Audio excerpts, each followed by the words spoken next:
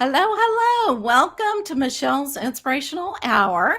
I am Michelle Henderson, and I hope that this hour will inspire you, and especially for a lifetime, because I think that's what my guest is here for, is to really inspire us and help us on a pathway that will really help us spiritually. So let me go ahead and introduce our guest first, and then we're going to hear all about his book and about his life and about his inspiration. And you may want to rewatch this over and over again so that the more that you learn, the more that you can keep up with it and just go, oh, I knew that anyway. Okay.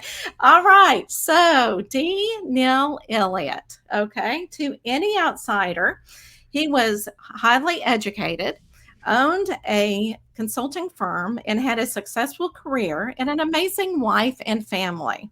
But things were not all they seemed to be. Neil was facing a lot of challenges. In a phrase, he was in a dark place. Quiet by accident, Neil discovered a higher road. As he traveled that road, he found the key to transforming his life. In his upcoming book, A Higher Road, Cleanse Your Consciousness to Transcend the Ego and Ascend Spiritually, a 7-step process to inner peace, joy, love, abundance, and prosperity. He shares the key to transforming our lives and his own journey as an example. Now, his book has been out for a while. So, whenever I say his upcoming book, we are going to discuss it. Okay. So, we're going to learn more from Neil himself. Welcome, Neil. Thank you so much for being on the show.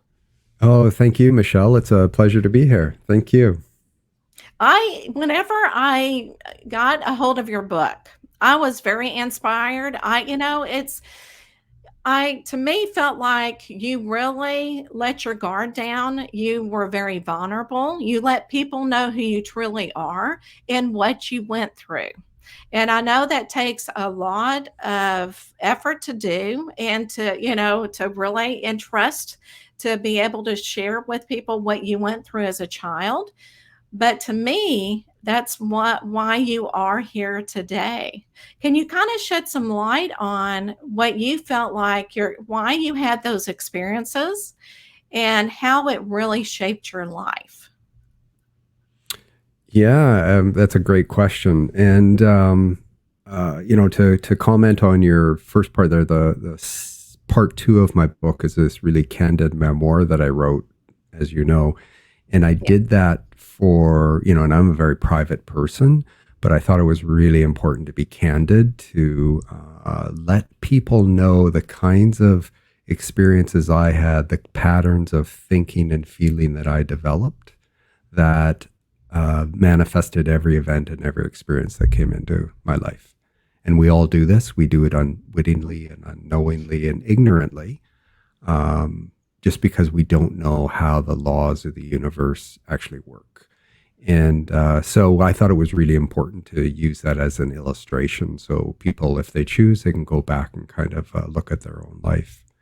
Um, you know, at the time, to answer your second part of your question there, at the time that I was going through that, and certainly up until the age of 57, I felt sorry for myself, and I felt, kind of like I was hard done by. And obviously, I was successful in some areas in my life, and those were good things from my perspective.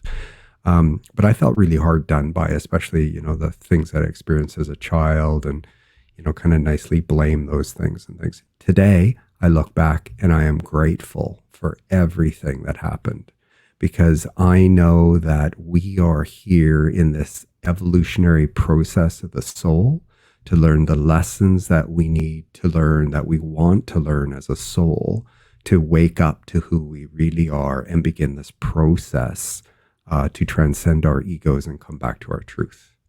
And so I have an entirely different perspective on it than I would have, 5, 6 years ago. And I absolutely love that because there are a lot of people, who do go through a difficult time in their lives. And when you get that depressed and you get that in that dark place, it's really hard to come out of it. And so every time I was reading your book, I'm thinking, oh my gosh, if we could just get this experience into somebody's hands, because a lot of people, they just don't know where to go to. And you were able to find the spirituality. And and I could be wrong, and just let me know, because I'm thinking this. You are such a, I think you a very logical man. Very scientific. Am I wrong on that? No, no, that's professional engineer with an MBA. So yes, Exactly. So guilty as yeah, charged. and I think it's a wonderful thing. I'm bringing, yeah, I think it's wonderful, and I think a lot of people, especially that are so logical, they don't experience, or they don't want to experience the spirituality until they either have an experience in their life where they go, okay, I need to look at this because it's not logical. It's something that sometimes you can't prove, and in your book, and I absolutely love that, is you bring out a lot of, yes, we can bring science into the picture, we can bring spirituality into the picture and emerge those. So, can you kind of explain how you thought of that and how you developed that concept? Well, okay, so I'll back up a little bit, and Okay. the purpose of my book really, it's a roadmap to give everybody the tools that they need if this process resonates with them. And so my recommended way to read my book is read it cover to cover and then make a decision for yourself. No right, no wrong, no good, no bad. Just, if it resonates, this is your shortest and quickest path to the top of the mountain from my perspective. Mhm. And because it's so logical and rational in my estimation, it enabled this bridge between spirituality and science that I could never make before, because there was too many questions I had about, what, and I don't mean to be demeaning when I say this, but the woo-woo stuff. Mhm. Oh, there no, was I there, understand there there completely. wasn't there No. wasn't enough logic and rationality for me Mhm. to make that leap. But one thing you did mention, and I will get to your question here, but one thing you That's did okay. mention about the kind of, I'll say it in another way, the pain and suffering that I experienced, and just so everybody knows, I was at the brink of suicide. So crafting my suicide note, planning my suicide. But it's only through the lessons of suffering will a journeying soul gain self-knowledge to retain individuality after it's discarded the ego. And this evolutionary process of the soul, when you understand what this process is, like why we come here, why we're reincarnated, and we come and we're reincarnated in various experiences, different genders, varying colors of skin, varying places of origin, sometimes religious, sometimes not religious, sometimes wealthy, sometimes poor. And all of these things are designed to give our soul this experience of this being a creator, a co-creator of your own experiences in your life. And when you understand the mechanics of the universe and then how our mind and our feeling uses these things that we know in science today, these basic and fundamental laws of cause and effect, to create these blueprints that manifest in our life, in a short while or 50 years in advance. You can start to make this rational understanding and choice around whether you want to live your life like you currently are, or actually go through this process to totally do this inner cleansing and rebuilding of your consciousness to come back to your truth. And when you do that, I tell you, your life just magically transforms. So, with all of Okay. that speaking and all of that talking, which never got to your point, I Oh, it's have okay. your specific question was, and I'll answer it very short. Oh, yeah, what, no worries. what was your specific question? And I'll just give everybody a quick answer on that. Okay, how you okay, so in your so how you you pretty much almost got there talking about the spirituality, how you came up with the idea of bringing spirituality and uh, spirituality and logic, science together. Okay, perfect. how you brought those two together. Yeah. So, okay. So I look back now, and when I was 2 years before I was sitting down before I crafted this suicide note, I recognized I was in this really deep, dark place, in this despondent, black depression, if you will. And so I picked up some newly issued spiritual books, some science books, and I was studying those and going through this process to try and get me out of this state. And no one knew I was there because, all of us wear this facade and we can project whatever we want. So you can never accurately judge the inner reality of another person.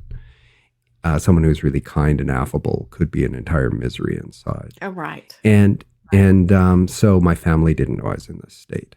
Mm-hmm. But what happened was that, I look back now and I'll say it this way. The spiritual books I read and the science books I read were actually laying this foundation for me to accept this new material that fortuitously arrived a week or two before I sat down at this kitchen table to craft this suicide note. And what that was doing was it was laying this foundation that started to bridge this gap between science, what we know in science today that we didn't know 100 years ago, 200 years ago. Mm-hmm. What we know in science today versus the kind of woo-woo stuff, if you will, that I was reading. And it was all good stuff, by the way. All these authors yes, are great of authors. And I just couldn't understand it, that's all. Yes, I know, I understand. You weren't at the time. I could believe it. I didn't understand it. Mm-hmm. So then, what it was doing was it was laying this foundation for me to bridge this gap between spirituality and science. And then this new material showed up, which I share with everybody in my book. I call it a blueprint document.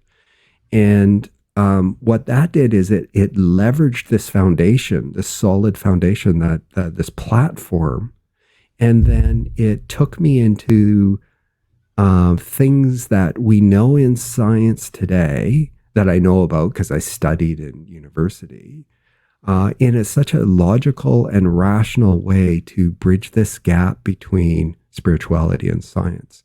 And because this new material describes exactly what was before the Big Bang, the impetus for the Big Bang, what happened at the time of the Big Bang, and then how this material universe came about, combined with tools, electromagnetism that we see in around us, but science knows about but doesn't understand the origin of, other than to say it came out of this Big Bang. And how we use these tools to create these blueprints to manifest things into our life to teach us the lessons that we've come here to learn. And then it tops it off by explaining this evolutionary process of the soul. And so when you combine all of this, and I can tell you it's really deep and rich material that on your first read through, you might say, oh yeah, no, I can understand that. But I can tell you that every time you reread it and every time you study it, what I read, so 2018's, end of 2017 is when I started this process. So it took me a year to have this spiritual awakening because things happen slowly and imperceptibly. But if you stay with it and you approach it like a little child, curious, full of curiosity and wonder, I can tell you that these things change slowly and imperceptibly. And then one day you'll have an experience, or at least I did. I had this experience where I absolutely knew that the things I learned and the knowledge I gained is our truth. And so by the time I finished studying this stuff and then kind of rereading it, and every time I read it, something that I thought I understood, I read the first time and I had a cursory understanding of, just gets deeper and deeper. And things that I read today, which I thought I knew the first year, the second year, the third year, the fourth year, etc., I tell you, I have an entirely different perspective of it. It is just such evolving as you grow in, as you continue this journey in spiritual ascension. Like first you go through an awakening, and then you can be in that awakened state, but not necessarily ascend. And so when you go through this process and you continue this process and you begin this spiritual ascension, you will gain new insights and new messaging and new inspiration that teaches you more about where we come from and to where we return after the death of this body, of this ephemeral self. And, so all of that together, to make this answer a little shorter, that inspired me to write this book, to explain this in a way to hopefully open people up and introduce them to this information that will be new information for many, many people, in a way that I'm hoping will reach some people, resonate with them, and they can join us on this process. Because I can tell you, it is totally magical and totally will transform your life and change the Ab- course of your life. Absolutely. And I love, and I mean, I love how you explain it. It's just like we could listen to you all day long because you can tell you're passionate. And I think the universe, the divine, found you, because to me, it takes a logical, and I'm going to keep using this. Sometimes it takes a logical person to reach other logical people, if that makes sense. So in Oh, your totally. book, you explain very scientific terms, and I was at awe with it. I had to, go back and go, okay, I don't know what that means. I'm going to look it up. To me, it was because it just kind of expands your knowledge. And I think a lot of people who are logical out there, it will really resonate with, and they'll go, you know what? This spiritual stuff may be true after all. Maybe I'm beginning to have a spiritual awakening. So I think, this was definitely part of your life. And like you said, sometimes you have to go through some tough times to really learn and embrace what you need to do. And I think you did a great job. Oh, And I thank you. think, oh, you're welcome. And I think, while you were talking, I'm going, you know what? The, because I can see, like you said, you're in a different process every time you pick up your book and you reread it over and over again, and you pick up something else each time. I'm thinking and visualizing study groups, people actually studying your book and having a discussion afterwards, and or about each chapter or whatever, and expanding it even more. And so I can just see these little pockets just growing all over the universe or all over Earth. We'll start with Earth first, okay? Good place to start. That's right. That is exactly right. Okay, so what I want you can you summarize? You do talk about these 7 steps. Can you summarize? I know you can't expand too much on it because, again, there's so much information on each step. Excuse me. So, can you summarize what each step is? Oh, yeah, absolutely. And so I think there's a couple points I'll make, is that the steps are simple and everybody's going to understand them. And the difficulty with this process, if there's a difficulty at all, but might be a challenge for some people, is that you have to deal with yourself.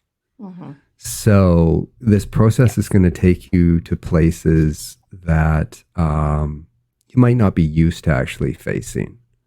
And so the first one is really, I recommend, so the way I've constructed A Higher Road is part one's an overview, part two's this memoir, part three is really a chapter in consciousness to make sure everybody's on the same page when they hit step one and has the same understanding. So really to try and bring everybody along to the same place when you get to step one. And step one is really, I share another author's experience of a near-death experience. Now, this is an author, and I recommend you read her book. This is an author that, suffered from an aggressive form of cancer over a 4-year period and went from, 75, or went from normal body weight to 75 to 90 pounds, couldn't lift her head on her own. Her body was riddled from her waist to her head with these tumors, some the size of lemons. She had open weeping lesions in her skin. And she was on oxygen 24 hours a day, required 24/7 care.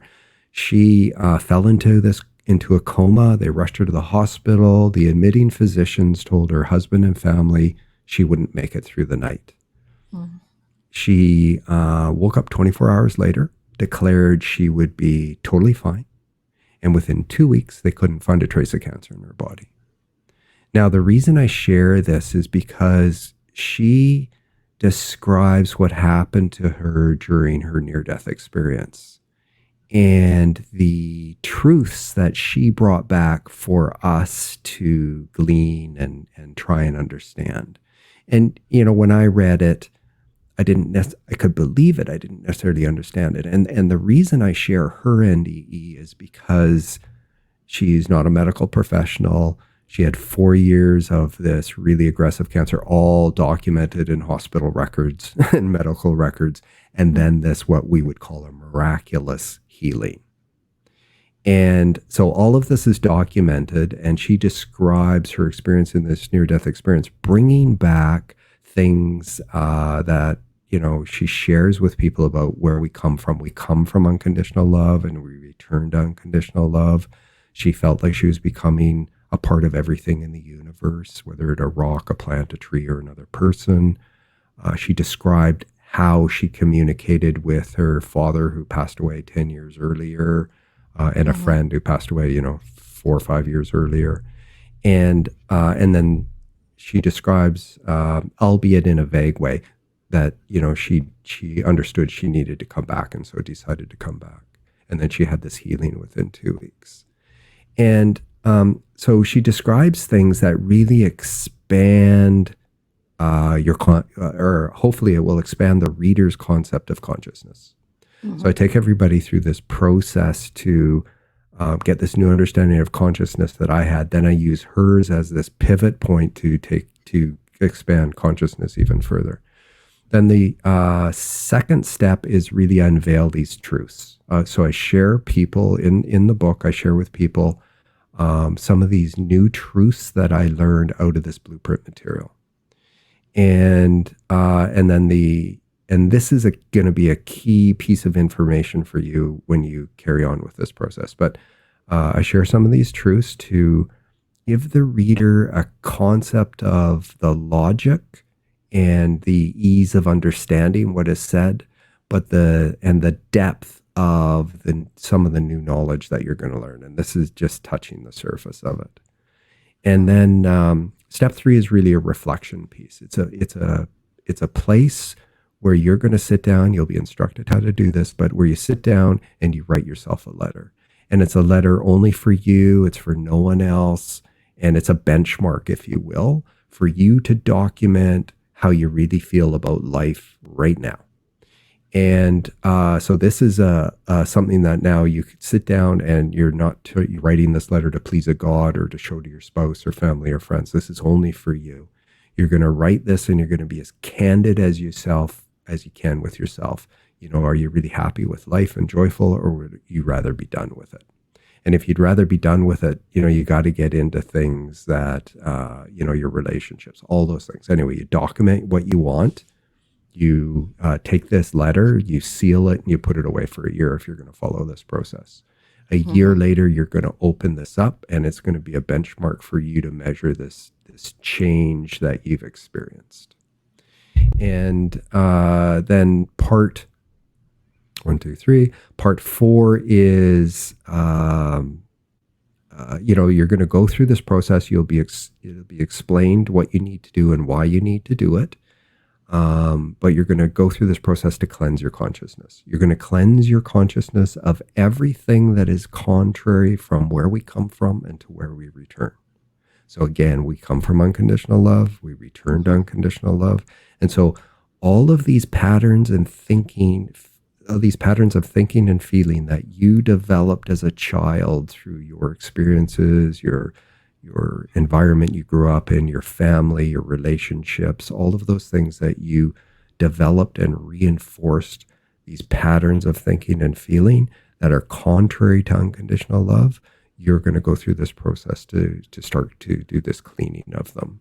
And then you're going to rebuild your consciousness to be in alignment with where we come from and to where we return, which is really I call them golden aspirations of divine consciousness.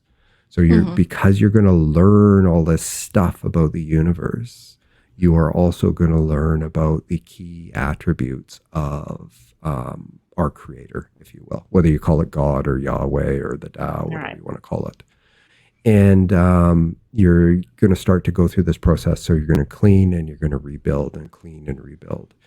And step 6 is you're going to learn a meditation, and you're going to learn this later in the process. And the reason is because you need to understand your target when you go into this Mhm. meditation. And so there's a bunch of new knowledge that you need to gain first. Then you'll learn this meditation, and this meditation will teach you how to enter into the silence and the stillness of your mind. And the reason you need to do that, so I tried meditation in the 90s, like there's CDs with, Oh, 20 right. different meditations. I tried them all. Yes. Anyway, and, Yes. and, got some of those benefits. But I'll tell you what motivated me was to understand why the real purpose of meditation. And, there's purposes of lower blood pressure and less anxiety. All of those things are good. But the real purpose of meditation is to make this connection back to source.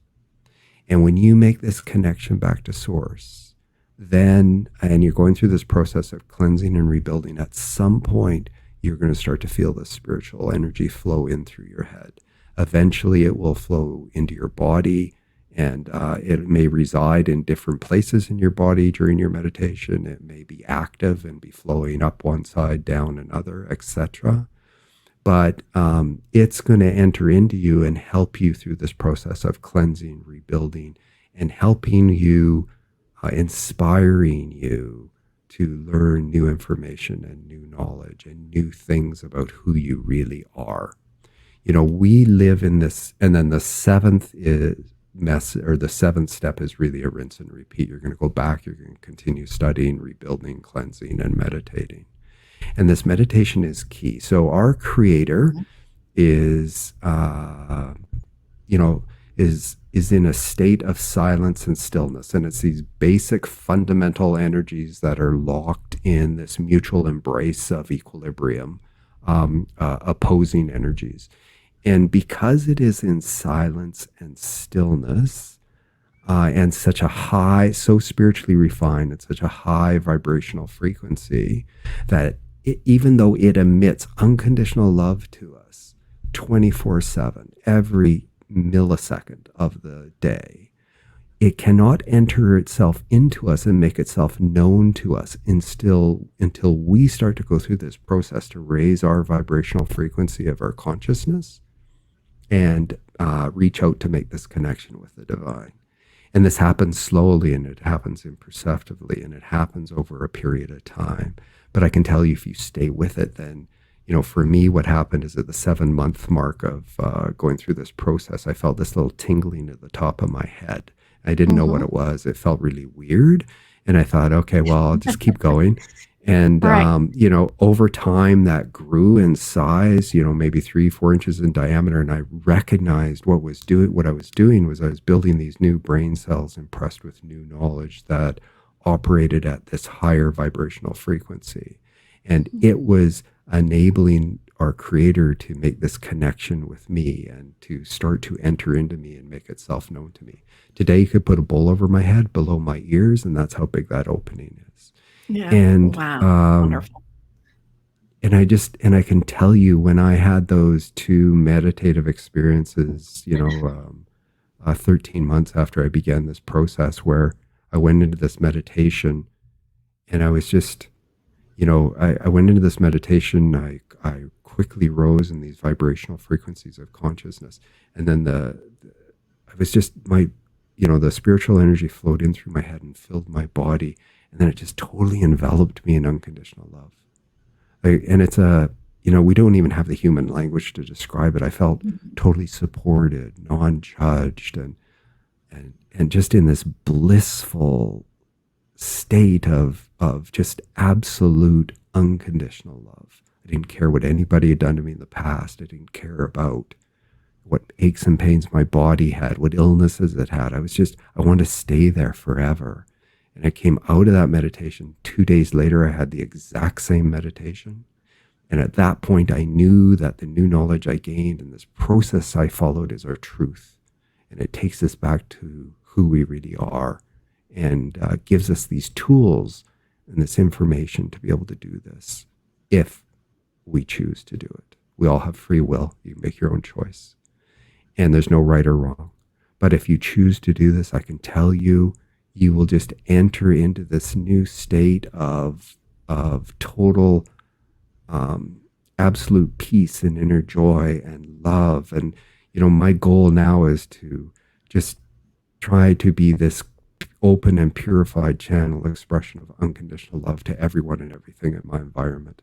And the more of us that do this, and it's an ongoing process. I'm still a work in progress, but it's an ongoing process. But the more of us that do this will eventually bring this world into a new era of love and peace, where there's no division and there's no anger and there's no hate and there's no judgment and there's no, denigration or, I'm better than you or you're less than me. And there's none of this. We're all equal. We're all equal souls. My soul is equal to your soul. It comes from unconditional love. It is unconditional love. And what you need to do, or what I suggest is a good thing to do, is to go through this process to get your ego out of the way. Your ego is merely a tool to create individuality out of the wholeness and unity of the divine, to enable your soul to have these experiences of, separation and individuality, to draw these lessons to itself, to learn how to come back to the unity of consciousness and the unity of the whole. And as we do that, then we'll bathe this planet, and the planet itself is this living consciousness form, Gaia herself. And, we'll enter into this state of absolute peace and joy and plenty. And it's just, can't wait for it. And, No, it I can't either. might be another millennium until we're there, but, Hey, you know it what? will It's happen. okay. Yeah, and it's It'll okay. happen. It's all in the learning, isn't it? It's all in the learning. So Absolutely. if so, as a listener, if you are drawn to this book, okay, to start the higher road, to start this pathway, and to start the energy work that you may need in your life, you can get this book on Amazon or any bookstore. It's The Higher Road, and it's by D. Neil Elliott. And I just absolutely love how he explained everything. Absolutely loved it. And I have loved and enjoyed you being on the show. But are you ready for this last question that may not be may not be anything but you talked about, but let's see what spirit has for you in store to answer. So let's do it. All right, I'm going to bring it up the wheel, and I'm going to make it bigger so we can actually see it. And I'm going to spin it. I'm letting everybody know, if you're just listening to this podcast, we have this wheel and it's going to decide the last question. Okay. This is all fun and games here. Okay. So what the question is, what is your astrology sign? Taurus. A Taurus. Okay. Now tell us, because some listeners may not, do you know what the characteristics of a Taurus is? At one point I did. I couldn't say I'm totally versed in that. Would you like to tell me? I understand. No, that's what I said. Yeah, because I'm an Aquarius, and whenever I tell people that are really knowledgeable in the area, they go, "Oh, yes, of course you are." And I'm going, "Okay, what does that mean?" So no, I understand that completely. So yeah, and some people will, just like what you're talking about, scientific. They actually study it, and there's all numbers in it, and it's all mathematical, which is another area, right? So before we close tonight, is there anything else that you want to help inspire people that are listening to you right now that you have not been able to share with us? Yeah, I'll say this. I'll use this example. When in the 90s, mid 90s, so I'm in my early 30s, couple kids, second marriage. And had an engineering degree in the professional world, and I was considering taking a master's of business administration. And it was a 2 year part time, you go at night, you study during the weekends, like all my time would be taken with that. And I was really pondering, like, I don't know how I do this with two kids and blah, blah, blah. And so she wasn't my wife at the time, but my new wife then, she said to me, um, okay, well, how long is it going to take? And I said, it's 2 years, work full time plus go to school. And she goes, okay, well, 2 years from now, you can look back and say you did it or you didn't do it. So what do you want to do? So I signed up that day. And I'm going to say to everybody that, if you are interested in spirituality and you want to learn some new things, whether you're on a path or not, this may help you. If you haven't found anything that resonates with you before, this may help you, this path that I followed. And I can tell you, if you are unhappy with anything in your life, anything at all, you might want to pick up this book and give it a read, because I can tell you can totally change the course of your life and bring this total inner peace, love, and joy into you. And whether you go through this process and it takes you a year or it takes you 2 years, that time's going to pass anyway. So a year or 2 years from now, do you want to look back and say, I wish I did it? Or do you want to have done it? Oh, well-spoken words. What an inspiration. Thank you so much. All right. So everybody listening, again, if you're pulled for this book, go to the bookstore, Amazon, anywhere you can find a book if you're being pulled. And you know what? Take that chance. You never know. It might be you're going to find something, maybe yourself in it.